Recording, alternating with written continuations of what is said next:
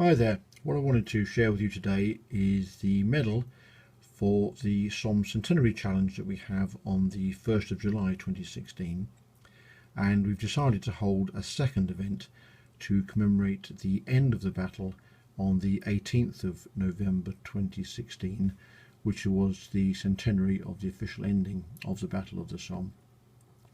Now, this particular medal is one I had a very firm idea of what I wanted for this.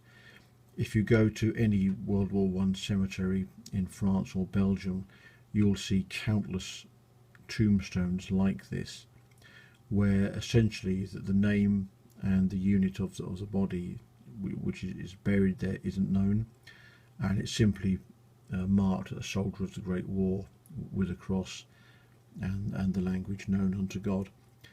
Unfortunately, during First World War, there were many of the bodies of the soldiers that were killed were unidentified and unidentifiable. Firstly, through the standards of the day weren't as high as they are today, where very much the attitude is that no one gets left behind. These were huge battles under extremely stressful conditions, and simply the resources and the attitudes were that they weren't going to expend more lives and put lives at risk to recover bodies, and often they would be obliterated and they would be buried and destroyed by artillery. The First World War was very much an artillery war, and an awful lot of the bodies unfortunately were not in great shape, if truth be told. And so many bodies, this is before the days of DNA testing and so forth, weren't identifiable and buried it in these graves which were simply marked as unknown. And it was something of a tradition which my father instilled in me, where you mark the poppies with a little cross with the unknown, to give thanks to those who were unmarked in death. Now, the medal itself is really a composite. It's based on the tombstone, as you can see. I've put the dates on just to mark the centenary dates. And the soldiers at the bottom is from a very well-known photograph of troops walking up to the line, all in silhouette, and then just the name of the event at the bottom there. And we've just added some poppies just to add a little bit of poignancy and colour to the medal itself.